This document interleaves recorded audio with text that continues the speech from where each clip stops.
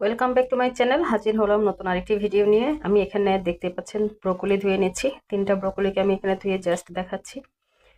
আজকে এই 3টাকে স্টোর করব, বাকি পরে আরো কিছু স্টোর করে নিব। তো ব্রোকলিগুলো ধুয়ে পানি ঝরিয়ে নেওয়ার পর আমি ব্রোকলিটাকে কেটে নিচ্ছি। ফুলটাকে জাস্ট কেটে নিব। ব্রোকলির ফুলগুলোকে একদম রান্না করার জন্য আমরা যেভাবে যখন রান্না করার জন্য কাটি, সেম ভাবে ছোট ছোট করে কেটে নিচ্ছি। এইভাবে রাখলে হবে, আপনি পরবর্তীতে এটা যদি অন্য কোনো কিছুতে গ্রেড করে দিতে চান গ্রেড করেও দেওয়া যাবে, আবার রান্না করার জন্য তো করাই যাবে। এইভাবে রাখলে যে কোনো ভাবে সেটাকে ব্যবহার করা যাবে, যার কারণে আমি একটু বড় বড় করেই রাখছি। যারা আমার ভিডিওটি দেখছেন আমার চ্যানেলটিকে সাবস্ক্রাইব করে দিবেন। যারা এর মধ্যে আমার চ্যানেলটি সাবস্ক্রাইব করেছেন আপনাদের সকলকে অসংখ্য ধন্যবাদ।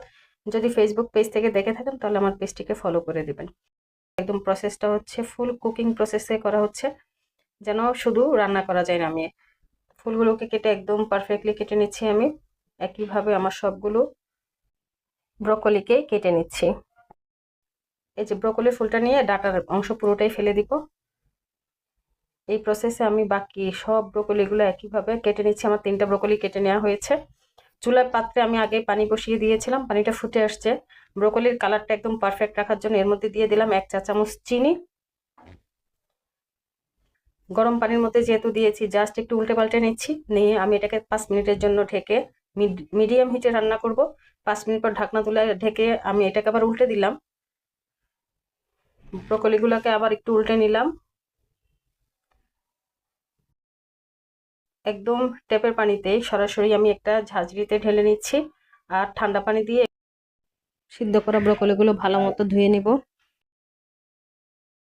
ঠান্ডা পানিতে ধোয়ার পরে এর পানিটা ঝরিয়ে নিব।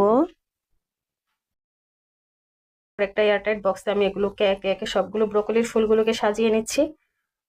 সুন্দরভাবে এমনভাবে সাজাচ্ছি যেন আমি প্রত্যেকটা ফুলকে ইচ্ছা করলে 2টা ফুল, ইচ্ছা করলে 4টা ফুল সেভাবে তুলে নিতে পারি। সেভাবে আমি সাজিয়ে নিচ্ছি, এলোমেলো ভাবে রাখছি না। তো আমার ব্রোকলিগুলো সাজিয়ে নেওয়া হয়েছে ফুলগুলো। এখন আমি বক্সটাকে আটকে ডিপ ফ্রিজে রেখে দিব। এভাবে যদি সংরক্ষণ করেন 6 মাস রেখে 1 বছর রেখেও খেতে পারবেন। একদিন পর আমি ফ্রিজ থেকে বের করে নিয়েছি, এখন দেখাচ্ছি কেমন হয়েছে। দেখেন আমার ব্রোকলির প্রত্যেকটা ফুল একদম বরফ হয়ে গিয়েছে, কিন্তু কালারটা একদম সলিড আছে। সাজিয়ে রাখার কারণে প্রত্যেকটা ব্রোকলির ফুলকে আলাদা আলাদা ভাবে তুলে নেওয়া যাচ্ছে। ব্রোকলি সংরক্ষণের ভিডিওটি যদি আপনাদের একটু ভালো লেগে থাকে অবশ্যই লাইক কমেন্ট শেয়ার করে পাশে থাকবেন। আর আপনারাও এইভাবে ব্রোকলিকে সংরক্ষণ করে রাখবেন, যাতে বছরের সব অন্যান্য সময় খেতে ইচ্ছে করলে বা কোনো প্রয়োজনে ব্যবহার করতে পারেন, খেতে পারেন। ধন্যবাদ সবাইকে যারা আমার সাথে থেকে ভিডিওটি দেখেছেন।